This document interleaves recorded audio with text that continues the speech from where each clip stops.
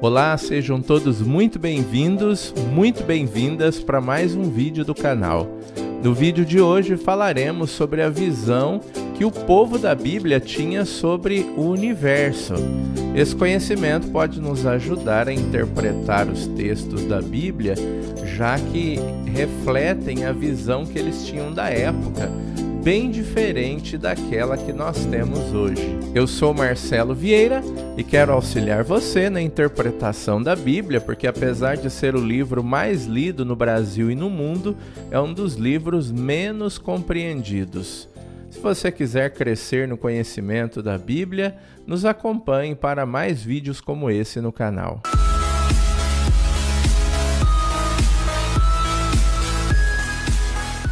Atualmente afirmamos através da ciência que o universo é finito, porém imensurável, ou seja, não é possível medi-lo com precisão, dada a sua grandeza e os mistérios ainda que não conseguimos desvendar. Com poderosos telescópios e com raciocínios científicos, nós já conseguimos bastante coisa, mas tem muita coisa que nós não conseguimos explicar, porque é muito grande tudo isso que está diante de nós. Para se ter uma ideia, o universo hoje conta-se entre 200 bilhões de galáxias até 2 trilhões, para vocês terem uma ideia do tamanho de tudo isso e como isso ainda é bastante incerto. Entre todas essas galáxias está a nossa galáxia, a Via Láctea, que são as imagens que a gente costuma ver quando fala-se de galáxia em geral. E dentro da nossa galáxia, a Via Láctea, nós temos aí entre 200 e 400 bilhões de estrelas. Imaginem só, gente, o Sol é uma dessas estrelas, que abriga aí um sistema em torno dele, o sistema solar com vários planetas, entre outros elementos mais dentro de um sistema solar. Então dá para ver o tamanho da complexidade, o tamanho de tudo isso. A gente já sabe, por exemplo, sobre o tamanho do planeta Terra, que é gigantesco, mas diante de todo esse universo mensurável que a gente pode medir, ele ainda é como que um grão de areia, usando uma metáfora aqui.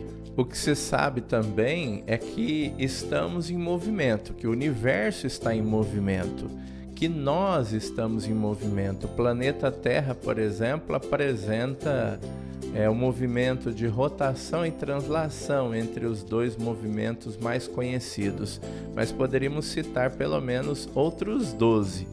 Mas, por exemplo, o movimento de rotação é o movimento que a Terra dá em relação a si mesma em torno de um eixo.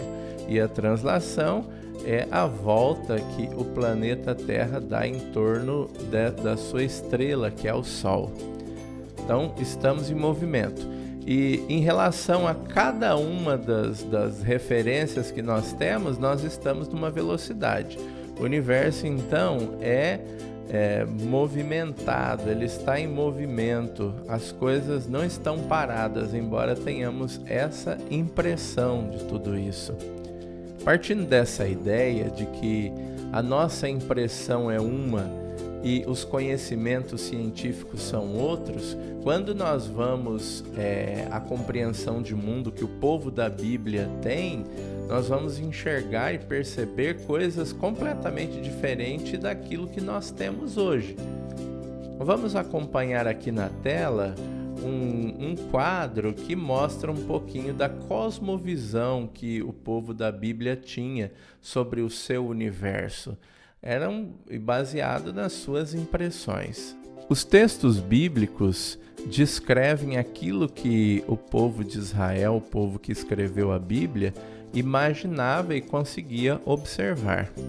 A Terra era como um disco plano, na forma de um círculo, conforme o profeta Isaías, capítulo 40, versículo 22, Provérbios 8, versículo 27, o livro de Jó, capítulo 26, versículo 10. A Terra se encontrava no centro do universo, criado por Deus, rodeado pelas águas inferiores e águas superiores do firmamento, conforme Gênesis 1, versículo 7 e Jó, capítulo 38, versículo 4. As águas inferiores do firmamento são formadas pelos oceanos, rios e fontes, conforme o Salmo 24, versículos 1 a 2. As águas superiores são formadas por nuvens, chuva, orvalho, granizo e neve. Tanto o firmamento quanto a terra são sustentados por sólidas colunas, conforme o Salmo 104, versículo 5, Provérbios 8, versículo 29, Miqueias 6, versículo 2, Isaías 24, versículo 18, segundo livro de Samuel, capítulo 22, versículo 8. No firmamento estão pendurados o sol, a lua e as estrelas, conforme Gênesis, capítulo 1, versículos 16 a 17. Debaixo da terra encontra-se a morada dos mortos, ou chamado Sheol, conforme Números 16, versículo 33, Deuteronômio 32, versículo 22 e Jó, capítulo 38, versículo 17. O universo é formado por 4 elementos essenciais: terra, água, ar e fogo, e por 3 níveis: o firmamento, a terra e o Sheol. A soma dos 4 elementos mais os 3 níveis forma o número 7, que na Bíblia indica plenitude, perfeição e totalidade. Para a gente entender um pouco essa ilustração que a gente utilizou até agora, eu vou fazer uma leitura do capítulo 1 do Gênesis para a gente entender essa situação que o desenho, essa figura aqui apresenta para nós. Então acompanhe aí na sua Bíblia, no capítulo 1 de Gênesis, e começamos aqui no versículo 2. A terra estava deserta e vazia, as trevas cobriam o abismo e o Espírito de Deus pairava sobre as águas. Então, no início de tudo, o que existe são as águas e não o nada. O Espírito de Deus paira sobre as águas. No início, são as águas. Aí, Deus vai começar a criação separando as águas das águas. Acompanhe aí comigo no versículo 6. Deus disse: faça-se um firmamento entre as águas, separando umas das outras. E Deus fez o firmamento, separou as águas debaixo do firmamento das águas acima do firmamento. E assim se fez. Ao firmamento, Deus chamou o céu. Houve uma tarde e uma manhã, o segundo dia. Depois, no versículo 9, Deus disse: juntem-se num único lugar as águas que estão debaixo do céu, para que apareça o solo firme. E assim se fez. Ao solo firme Deus chamou terra, e ao ajuntamento das águas, mar. E Deus viu que era bom. No versículo 14, façam-se luzeiros no firmamento do céu para separar o dia da noite, que sirvam de sinais para marcar as festas, os dias e os anos. E como luzeiros no firmamento do céu, sirvam para iluminar a terra. E assim se fez. Deus fez os 2 grandes luzeiros, o luzeiro maior para presidir ao dia e o luzeiro menor para presidir à noite, e também as estrelas. Versículo 17. Deus colocou-os no firmamento do céu para iluminar a terra, presidir ao dia e à noite, separar a luz das trevas. E Deus viu que era bom. Houve uma tarde, uma manhã, 4º dia. Então perceberam aqui, vários elementos que a gente falou a parte da ilustração aparecem no texto aqui que nós acabamos de ler. as águas que são separadas, porque no início tudo é água, então Deus vai criar condições para a existência dos outros seres e a existência humana. Separa as águas e coloca as águas acima desse primeiro firmamento, que é o firmamento do céu, e ajunta as águas no firmamento da terra e organiza esse espaço para que seja possível a sobrevivência. Aí, para explicar, por exemplo, o dia e a noite, fala sobre os luzeiros, o sol, a lua e as estrelas, que aqui no texto são quase que pendurados nesse firmamento do céu. Se a gente avançar para o capítulo 2 do livro do Gênesis, logo no início lá do segundo relato da criação, de que falamos num vídeo anterior, nós vamos percebendo também essa mesma visão de mundo.